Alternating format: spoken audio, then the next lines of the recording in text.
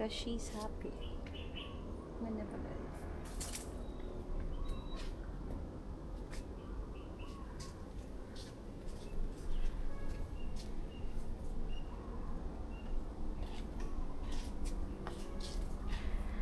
You see that? Wow! Look, this airplane. Bye. Ano meron? What's in there, Ethan? The airplane?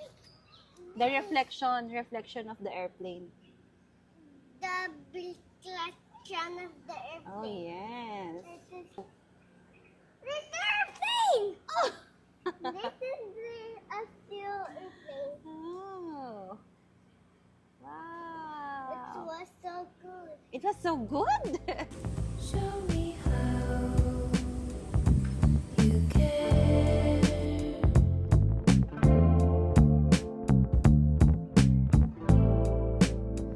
Tell me how you loved before. Show me how you smile.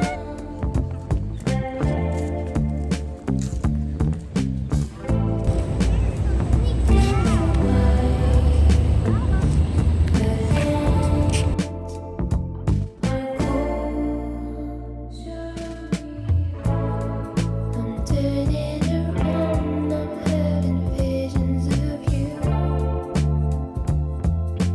Then I understand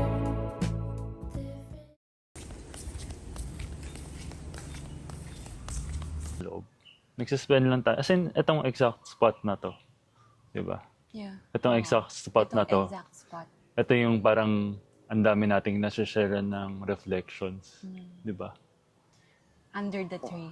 Hmm. And ano. Na parang to the point na yun nga, kunwari sila mami na nagtataka sila na ano bang ginagawa ng dalawang yun? Bakit Ang tagal. ang tagal nila? Tapos ano bang Nag-uusap pinag-uusapan lang nila? sila. Parang ganun. Oo. Oo. Hindi ko alam ba't emotional ako habang sinasabi mo yun. Hmm. Hindi, ngayon ko lang din na-realize habang nakaupo tayo dito. Tapos naisip ko, oo nga pala, no, nung unang reflections natin. Ayun, ito mismo yun. Tapos syempre, from there, parang marami na rin tayong places na napuntahan, ganyan. After, oo. Pero, yun nga, this is, feeling ko, this is where it all started. Siyempre, nung pandemic, wala naman tayong choice but to be isolated eh. Hmm. Although, syempre, nung pandemic, yun yung isa sa worst times din ng mga tao. But in a sense, feeling ko rebirth din siya.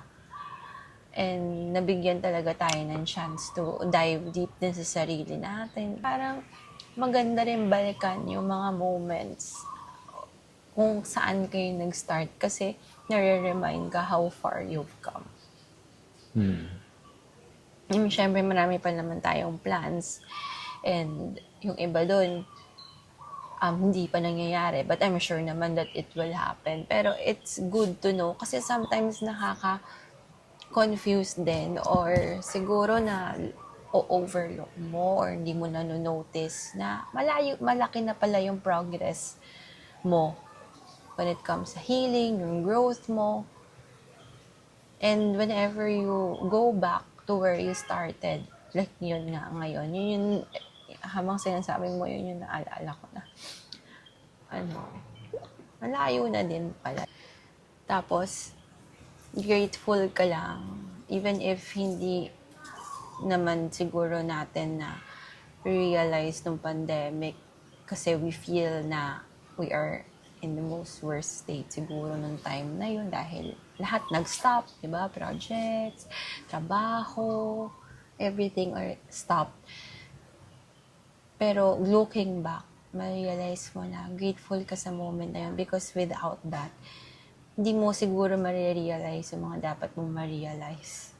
Yun din parang napunta ka sa part na wala kang choice Actually, kaya naman madami rin talagang na-awaken nung time na yun. Is talagang mapupunta ka talaga sa state ng reflection. Kaya nga, just staying here, it feels nostalgic every time that we go home. This is still, for some reason, this is still my favorite spot. And for some reason, di ko rin alam kung bakit. Pero siguro nga, partly, nare-remind ako nun where it all started. Kaya, out of all na area dito sa bahay, ito yung pinaka-favorite spot ko. Kasi, dito natin sabay na finigure out din yung life. Pinifigure out din yung relationship natin bilang newly married couple. Yung life natin moving forward na ang daming uncertainty. So, dito naganap lahat ng planning and questioning. Lahat ng ups and downs.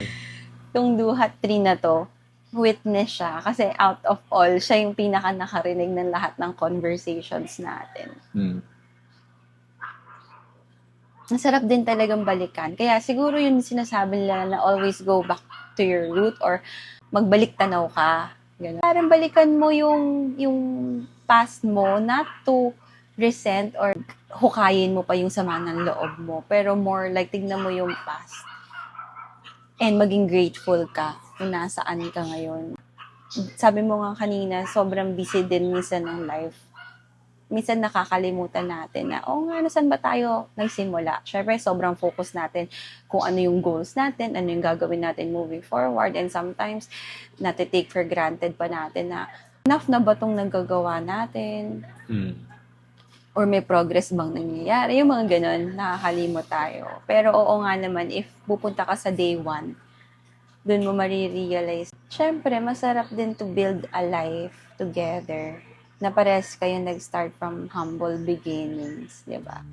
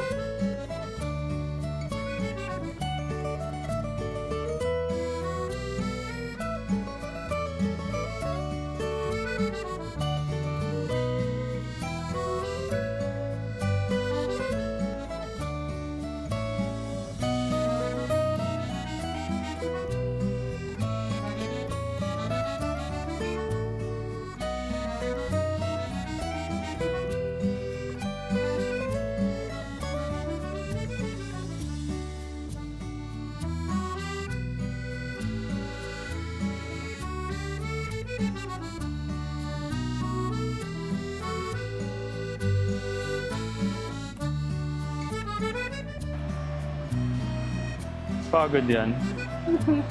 I need fresh air.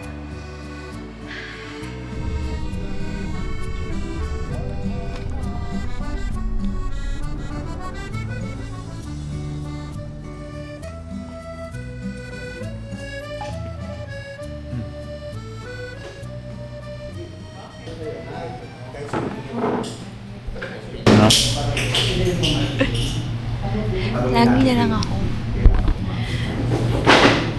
kinakabahan. Nakabahan. Hindi naman, laging pagka every time, it feels like the first time. Take one, and camera. Yung faith alone, yung faith niya with God, it makes me want to submit also to Him. Whenever I submit to Him, I am also submitting myself to God. Yun. So, yun, for me, number 1 is embodying ulit yung faith. Remembering how to be a woman again. And realizing that there's strength behind it. Hindi siya weakness. Hindi mo ganun kakilala yung sarili mong emotions, saan ang gagaling yan. Instead na nagiging gift ka sa iba.